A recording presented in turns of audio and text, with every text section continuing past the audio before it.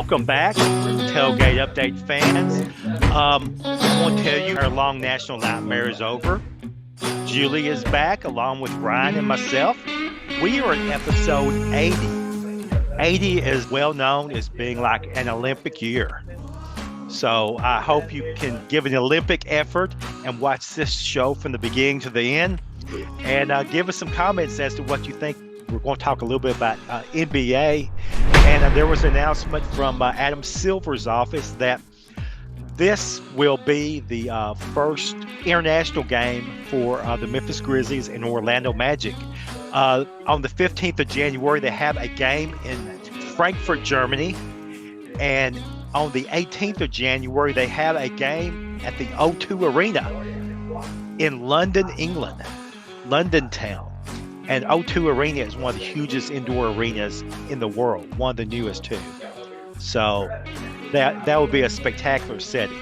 And John Morant had a lot of videos coming out of China. He's a worldwide star, has his own branded shoe, one of the top selling shoes in the world. They were hoping to capitalize. Other NBA news, maybe some gambling accusations against Gilbert Arenas. And we're still waiting on some further updates on that before we really talk about it. But supposedly involves high stakes poker happening at his Encino house, what the complaint read. So I look forward to hearing more about that in the upcoming weeks. So now we'll get to the regular part of the show where Ryan talks about Major League Baseball. There was some controversy last time about our list, but Ryan has another list. We'll let you know about that when it comes back around a little bit later in the episode. Yeah, there's plenty going on as the trade deadline is set to expire tomorrow night, July 31st, as we record this on the 30th. So far this week, there's been a hell of a lot of trades going on. One just came through the tunnel about 3 hours ago. Brian Hayes is leaving Pittsburgh. He's going to head over to Cincinnati, division rival trade. The Pirates will be getting Taylor Rogers and a prospect back. Arizona has dealt their first baseman Josh Naylor to Seattle for Brandon Garcia and Ashton Izzy, left-handed and right-handed pitchers. Longtime Rocky, Ryan McMahon, he is going to be playing third base for the Yankees now, as he has been traded over there for minor league pitchers. And Washington Nationals are sending utility man Ahmed Rosario to the Yankees as well for two minor leaguers. This trade right here is a head scratcher for me. This next one. The Braves are receiving Eric Fetty from the Cardinals for future considerations, whether it be a player to be named later or cash considerations. Either way, Eric Fetty has like a 5.7 ERA right now and has just been obliterated in the last 7 starts. Atlanta's struggling as it is, keeping runs off the board, scoring runs as well, as they're like 13 games out of first place right now in the East. This deal makes no sense to me, but it gets him off of the Cardinals roster, and that's all I care about at this point. So, yeah, I was wanting to ask you. You may not know off the top of your head. I mean, do you think that the Cardinals are strong enough in their system to be able just to bring somebody up that is going to do better than a guy throwing a 5.7 ERA out there? Well, they're trying to with Michael McGreevy. Okay. A lot of guys on the team said he's ready to be called up. The leader of the team, Wilson Contreras, said, it's time to bring him up, get him some innings. He did well in his first start. I believe it was the start before Fetty was traded because Fetty got DFA'd. Okay. Prior to being traded, that means the Cardinals had 10 days to get rid of him or somebody could pick him up. But so he started, and I think he gave up 1 run, maybe. And then he got lit up the next start after Fetty was gone. Okay. So, he got a shot. You're in the rotation now and just get wiped off the face of the earth. Okay. But to answer your question, though, Jay, in short, no, the Cardinals minor league system never works out anymore. And it's just absolutely a pathetic showing by the front office to, try to make this team a winning team. Gotcha. It's a long history of winning culture, and it just has not worked out in the last 10 years.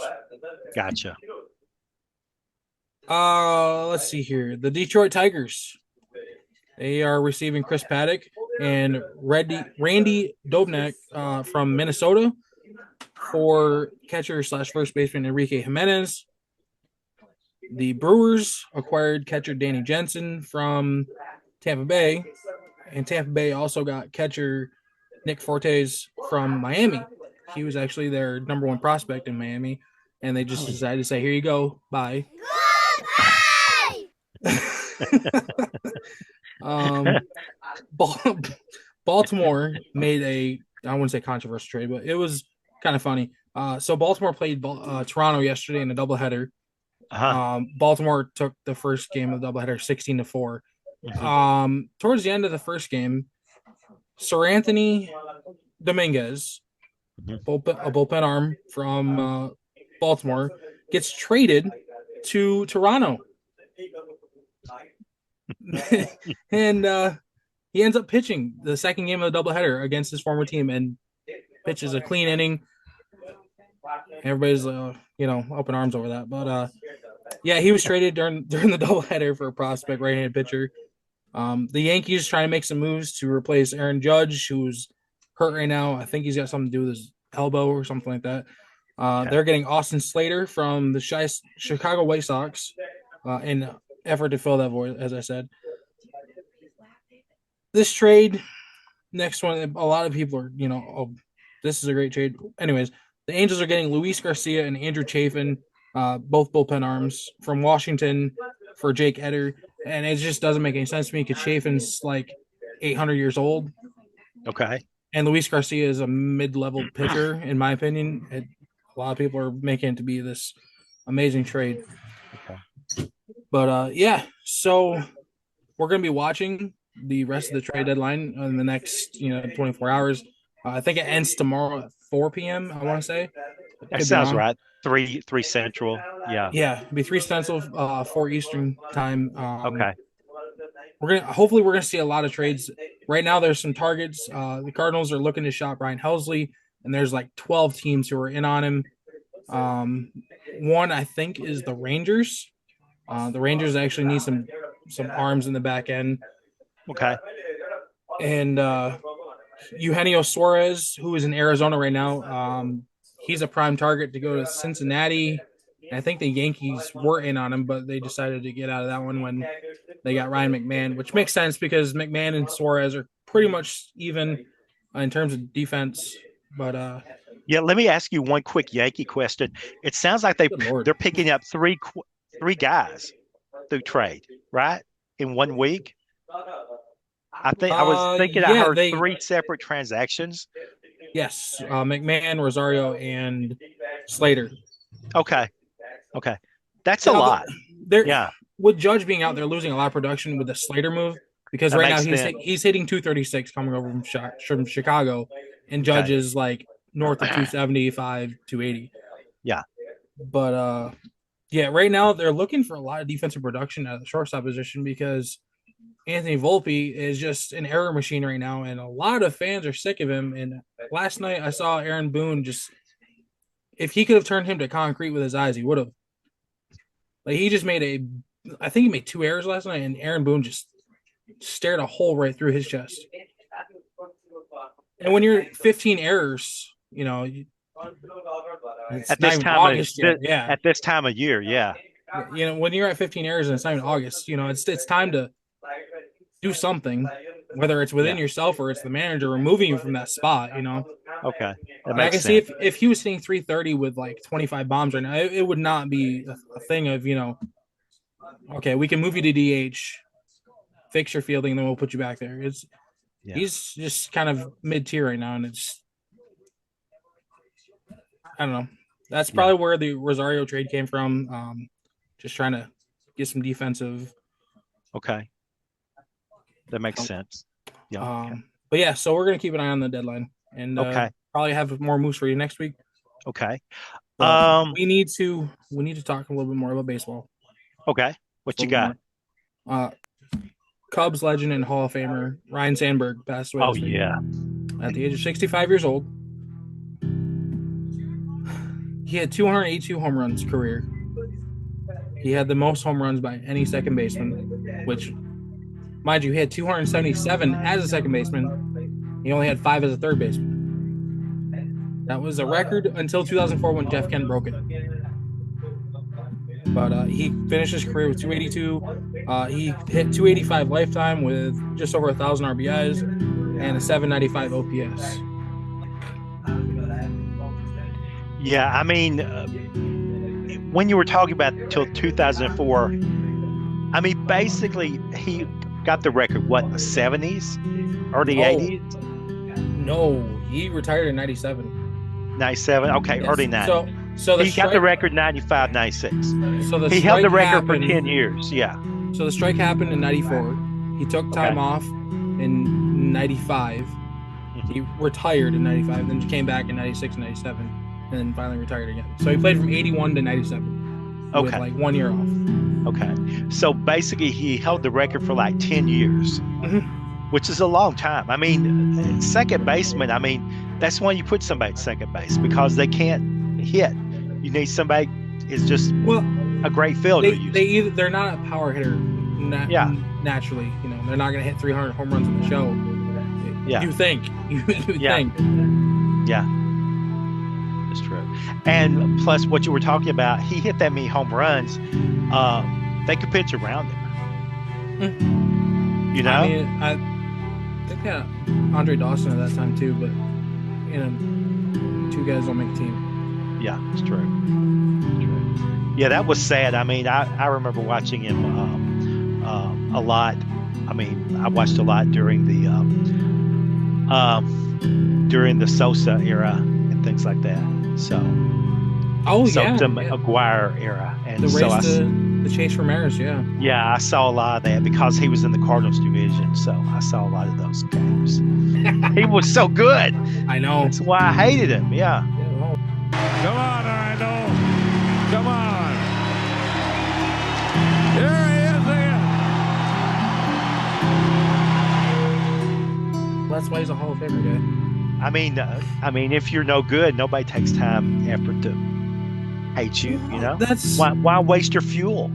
Some guys just do better against certain teams, so sometimes that team's fan base just hates you.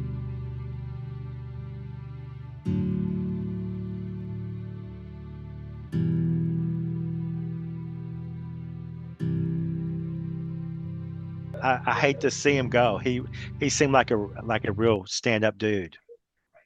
So yeah. I believe he had prostate cancer. That sounds years ago, right. he was diagnosed with it. Yes. Yeah. Man. Yeah, it's crazy. One last trade just happened. Okay. Phillies are trading for Twins closer Johan Duran. Okay. Yeah. Okay. Just in case those of y'all that are watching this think that, you know, I mean, Ryan is live there in his, you know, in his studio there, and he's not a Walt Disney animatronic robot or anything. So you saw that from the trade. So y'all can timestamp what time we were actually doing this pod, in case y'all have any, you know, any pod chasers out there. That's right. The Minnesota's going to receive catcher Eduardo Tate. Okay. Tait. He's regarded as a top 100 prospect, and they're also going to get pitcher Mick Abel. Abel. Yes, Abel. So, yeah. Okay. Yep. Okay. Gotta keep an eye out though, Jay. The deadline's creeping. We're gonna get some big moves coming. I can feel it.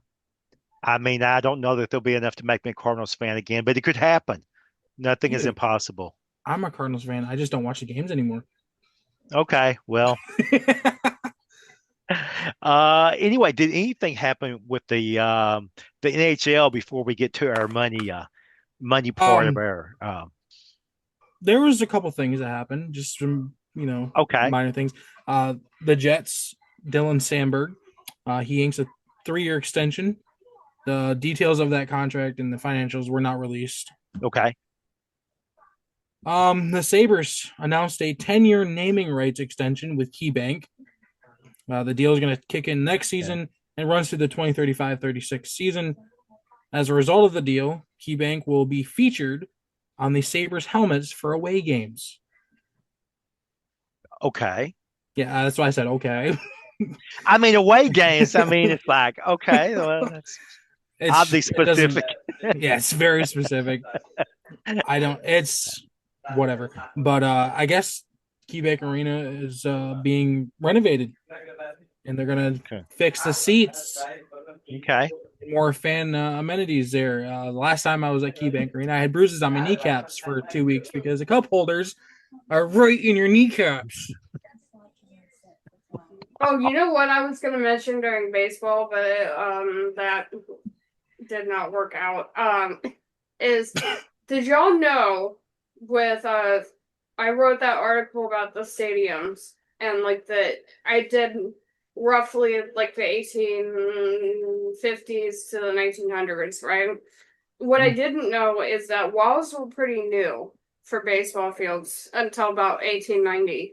And before that, and even after that, depending on the location. But anyway, before that, the people out in the field, like outfielders or whatever they call them, they would have to like go out into like the terrain that was surrounding the field to get the ball back. And they said it would be like swamps, bodies of water, trees, yeah, so it would forests, water, hills, wild animals. And I was just amazed by that because now we're so spoiled with, these huge fields. Not that I'm implying that we should go anywhere near that again, but I'm just imagining our current day outfielders trying to climb through bushes in a swamp to get the ball back. Yeah.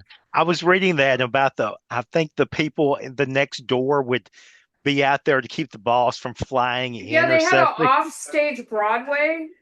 Yeah, that was the one. They were sharing it with the baseball team for a little while in Brooklyn.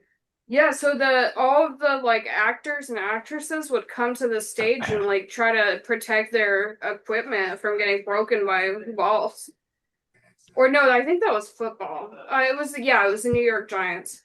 But there's also one stadium where it was like in half, and one half was rugby and the other half was baseball, and they would have to throw the ball back to each other all the time because they would play at the same time and there's no real divider.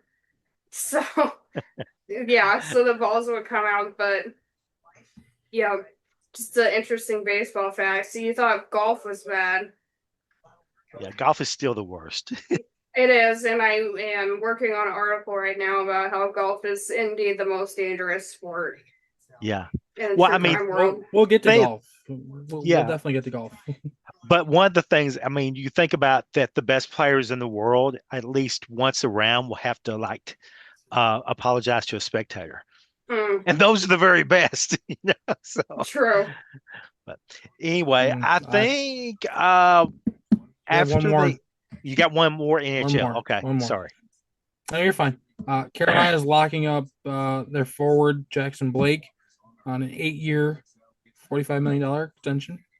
8-year, man. 8 years, yes. 8 years. He's 21 years old, and he has 17 goals, 17 assists, in 80 games played. Okay, that's really good. 8 years and $45 million. Wow. If anybody has any thoughts on college football? The most I have on college football is the new football game is just duty. I've heard it's bad. Yeah, I've heard it's really bad. Worse than last year. I heard it has to be patched like really, really bad. There's one play that you just cannot stop in online mode. Yeah. That stinks. A lot of people waiting a long time for that too. Last year's was good, they said. Maybe they had to rush it to get it out. Yeah, that's the thing. They had a long time in between to get this one. It's like the second album. Yeah, right. The first time you've had your whole life to write it. Yeah. So when they were under the gun for just 1 year, it was like, nope. Okay, y'all out there, y'all can lean back off the edge of your seats. We are going to get to the list. We're going to do the list right now. If we have any time left, we'll talk about the people that aren't the 10 people on this list. Yes. Okay, we got a little bit of gruff from some fans. Maybe I wasn't clear on it. This is not based off statistics. This is based off eye test, skill. Okay. So this week we're gonna have the top 10 running backs in the league. Okay. Number 1, I think we all know who it is. No, you have to start from 10, you numbnut. All right, whatever. I'm working on some stress management right now. Settle down. Go ahead, start from 10 though, Jesus. All right. Number 10. Okay. TMC. He's still a top 10 running back. We don't know how he's going to be coming off the injury, but I'm going to put him in the top 10 because when he is healthy, he's dangerous. When's the last time he's been healthy? Like, I have a strong appreciation for him. I'm not trying to roast him, but... Number 9, Bucky Irving. Okay, Bucky Irving. Okay, that's number 9. Number 8, Jonathan Taylor. Mm-hmm. Left him in the top 10, even though he's been injury prone the last couple years. The dude still puts up some numbers. In Indianapolis with... Dude, I don't even know what that offense is anymore. It's just... What the hell It's is that? Jonathan Taylor. It's... Yes. Yeah, he's a really good running back in a shitty position, and so I also appreciate his... I left him in the top 10 because of the fact that he produces in an offense where his quarterback taps out after running around too long. Number 7, James Cook out in Buffalo. He's only a 7 because of the fact he's not utilized as much as he should be for a running back as good as he is. When you're in an offense with Josh Allen, who offensive coordinator thinks can do everything, you don't really get to touch the ball very often. But when he does, he's explosive. He produces. Number 6, I have Kyron Williams. He had fumbling issue really pisses me off about him lately. But he plays in an offense where the offensive line is giving him below average yards before contact. He's sitting around 2.2 yards before contact, which is like just below league average. But he's a touchdown missile, and it's just he scores a lot. And he's still producing. If he can clean up the fumbles, I think he can move up the list. But at number 5, I have Josh Jacobs. Yeah. Very Did you know steady, he was very a quarter Filipino? I bet you didn't know that. But if you read my article about Filipino players in the NFL, you would. I knew it because I read the article. Productive with above average line in Green Bay. He produced even when he was in Vegas. A lot. A lot. Aside from the year he was hurt, but like he's also a very hard-nosed runner. I like that. He's a really sweet person. I know, but like that. he uses them pads. Okay. Get out of his way. Number 4, I have Bijan Robinson out in Atlanta. He's at 4 because he's great on the ground, great at receiving, and he's just above league average, actually, in yards before contact per attempt. And he's in Atlanta. Yeah. It's kind of another one of those Jonathan Taylor vibes. Actually, yes. You're right. Yes. Actually, I'm right. Of course I'm right. Okay, go ahead.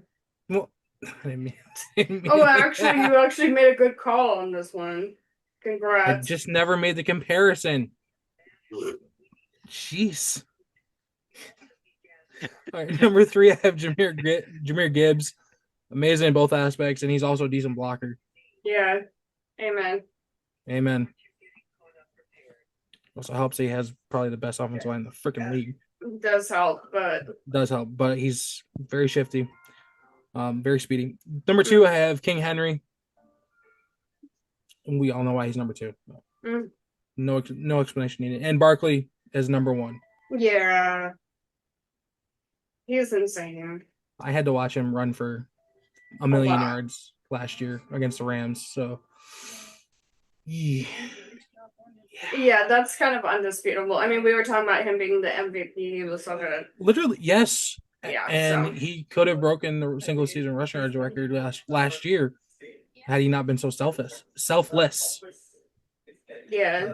But so I mean, all of our fans can comment from 5 and above. 6 and above, but don't touch our top 5. Okay. I like those. The top 5 is pretty solid, to be honest. Mm-hmm. I kind of went back and forth a little bit on the Henry and Barkley one. I mean, much like Alvin, I would say, his better days are probably a bit behind him, but he still has a lot of steam in the tank, okay?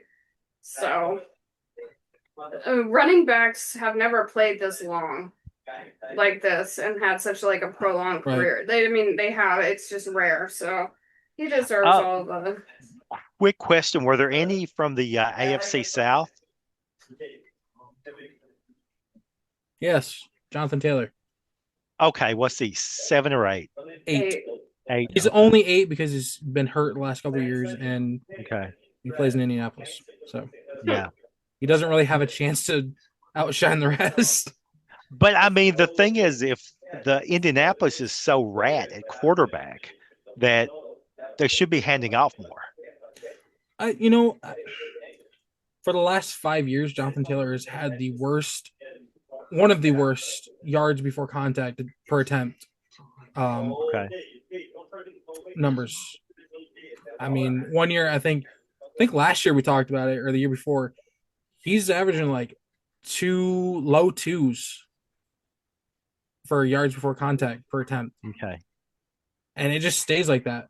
He's been stagnant like that. It has not gotten better. I mean, unless he's running behind Quentin Nelson, he's not really getting him a lot of protection in that run game.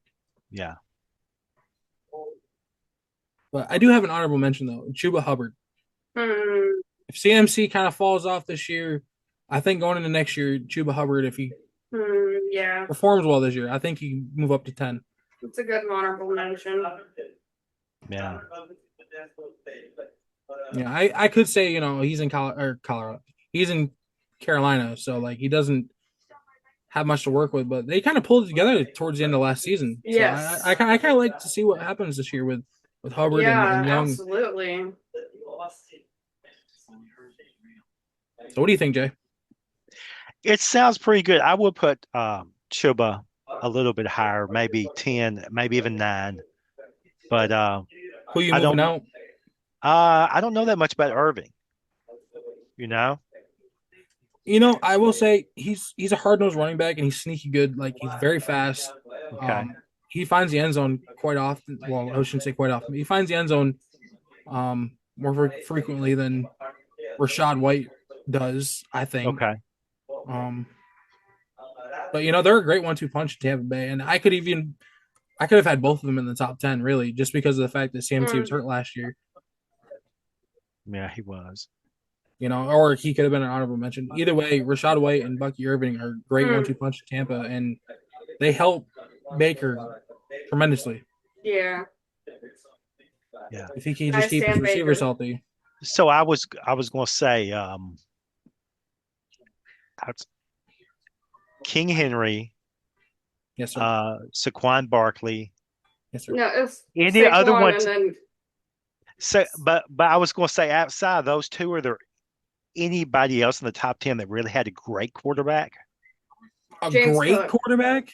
Yeah, Baker's a good quarterback. James Cook was in. Did you say top 10 or top 5? Oh yeah, you're right, James Cook. I'm sorry, I forgot about that. But yeah, that's 3 with the great quarterback, and then you have to go all the way to the bottom of the list to get Irving with a good quarterback, which Baker's a good quarterback. He's a top 12 quarterback, maybe a top 8 quarterback. We stand for Baker.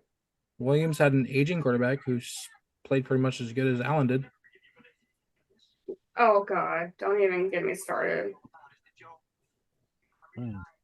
You're saying number wise is what I'm saying. Like last year. All right. Yeah, that's our list. Just because I threw numbers in there doesn't mean that the list is based on numbers. Keyboard. Just want you to know that.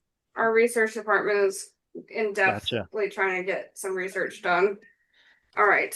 There's a difference between making a list based on numbers and using numbers to back up your. That makes sense. That makes sense. Like I said, I only had a little bit of reservations towards the bottom because I think the top 3 is just kind of inarguable. Yeah, if Gibbs goes off this year, I think he could probably move ahead of Henry, but it would depend on how that offense does in Baltimore with King Henry and how Barkley does coming off the Super Bowl. Yeah. And Chuba is so young, he could move into the top 7 or 8 if he has a great year. Absolutely. He's very Absolutely. young. Yeah. If I make this list next year, I'm pretty sure it'll be mixed up beyond the 4th spot. Okay. Okay. Before we get to the training camp and things, as we move off the list, I want to ask Julie a little bit about the NFL involved. It just got worse as I kept researching. It almost like made me feel a little sick to my stomach. Because we're gonna talk. There was four casualties. Yes. Most notably, I would say, would probably be the NYPD officer off duty. By the way, did this off duty. Mr. Dita Rule. I'm not very good at rolling my R's, but I tried. Dita Rule Islam. And I looked into him a little bit. He is a 36-year-old immigrant from Bangladesh. Love that. It's very sorry to the community. His wife is 8 months pregnant with their third child. And he has an 8 and a 4-year-old son that he had left behind. And his dad had a stroke when he found out that his son was killed, and he's still in the hospital. Yeah, Miss Wesley Lepatner, she worked at, I believe she was the Blackstone exec. Yes. That's correct, yes. Yeah, and she was a big part of the Jewish community, and so, and different, I believe a really prominent committee in New York, so I don't know what tally that number is at for New York City this year, but tragic. And obviously leaving behind her husband and 2 kids. Oh, Miss Julia Hyman here. She is a recent college grad, super young, Cornell grad. She had been working at Rudin for less than a year, like straight out of school. But I was really impressed by the security guard. So he actually had the capability to lock all of the elevator bays, and he was trying to, but he was the first victim on the first floor. Yeah, he was trying to lock that, but that didn't work. What was interesting is that they had really worked hard on the security of this building, and even had like bulletproof doors on bathroom stalls and stuff. So a lot of people were hiding in there, which was really interesting. Yeah, so Eland Etienne also gave up his life trying to protect people. So our thoughts are with everyone, of course. So the individual who I don't feel like gracing with a name right now because I am so mad. Let me see here. I did think it was interesting. He did have a self-inflicted, firearm wound to somewhere, but apparently his brain is intact. And they have not released the notes. There was 2 notes, one in Las Vegas and one in New York. I don't believe they've released the full thing because Anne McKee from the Boston University, I believe, she does cutting edge CTE research and has been like one of the most prominently featured neurologists to talk about CTE. She was mentioned in one of the letters, and she's like, I don't know why he mentioned me because I don't know him, but I'm happy to look at his brain. So, yeah, he mentioned CTE many times. That was like one of his most prominent topics, I guess. It came up over and over. And what I thought was interesting is he said CTE study my brain, please. I'm sorry. And then he also referred to Terry Long, who died in 2005. And talked about how Long died by drinking antifreeze, which is not unheard of for people with CTE and dementia in general. And he said, don't go against the NFL because they will squash you, which is probably more true. Uh, I've completely demolished them, comparing them to Big Pharma and Big Tobacco, calling it the Big NFL. So I can't disagree with that. He also mentioned that they're trying to hide the relationship between CTE and football, and cannot disagree with that. I'm not sure that this is my favorite way. I know it's not to get the word out, but I don't know how many people have to have it and mention it and then commit violent acts before we start taking it more seriously. I'm not sure because it's too many now for people to just act like it's one-offs. It happens all the time. So anyway, I think the awareness could be helpful, but I'm not sure it would do anything anyways. But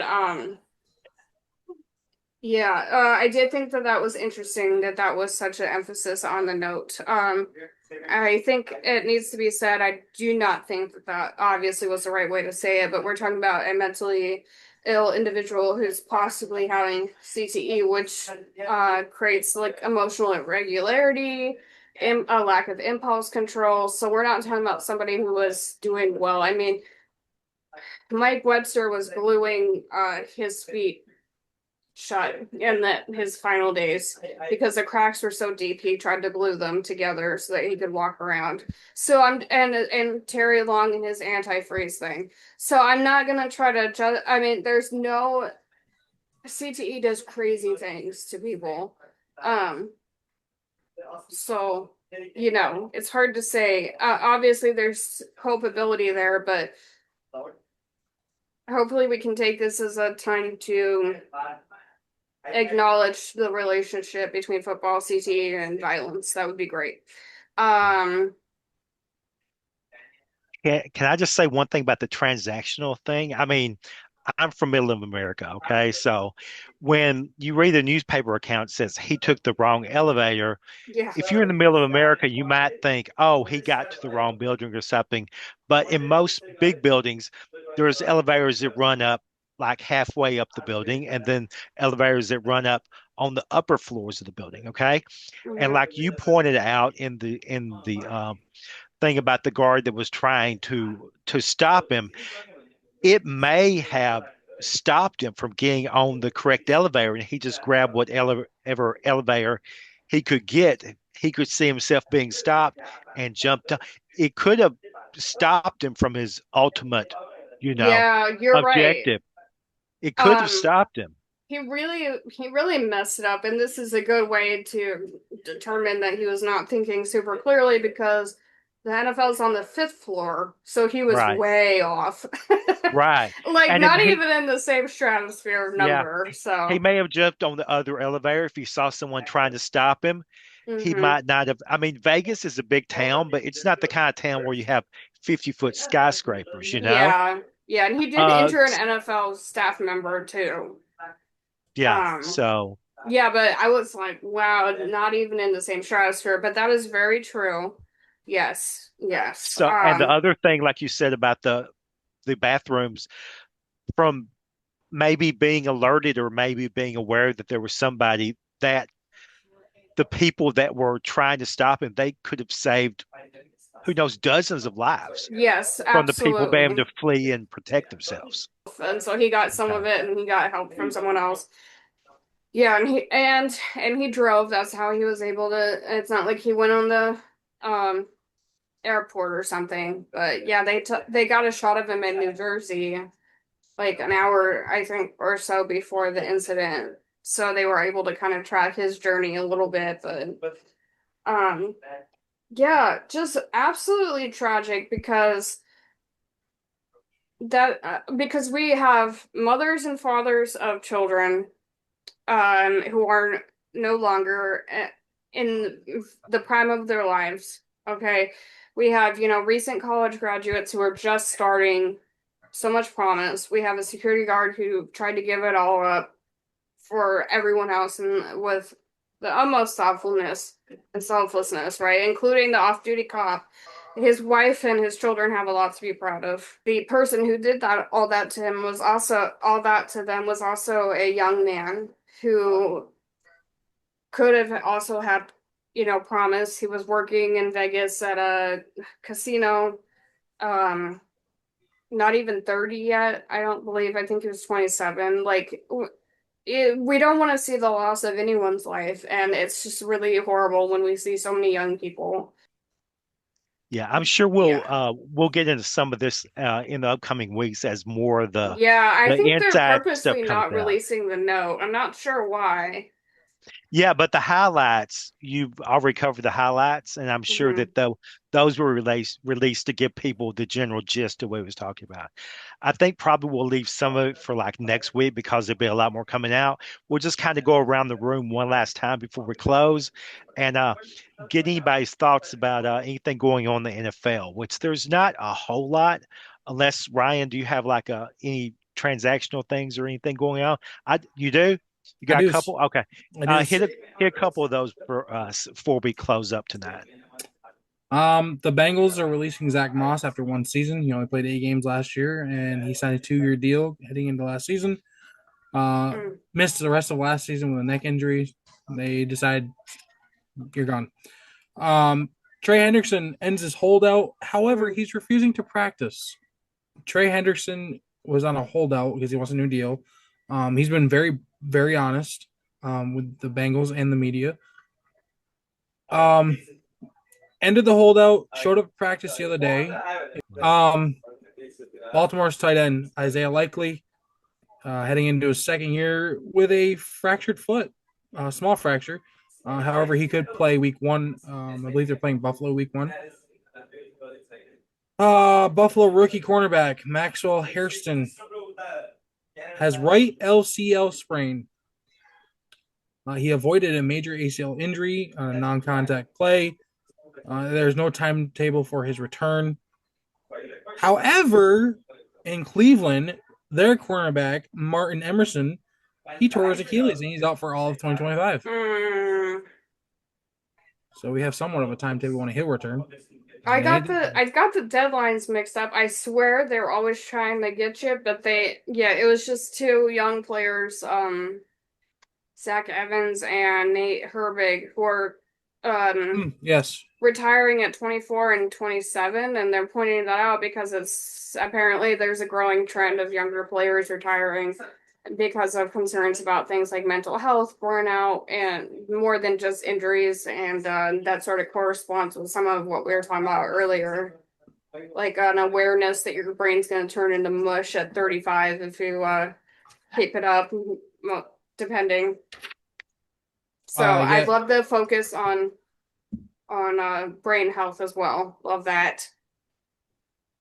Yeah, Zach Evans was actually drafted by the Rams in the 5th round, I think, last year or the year before.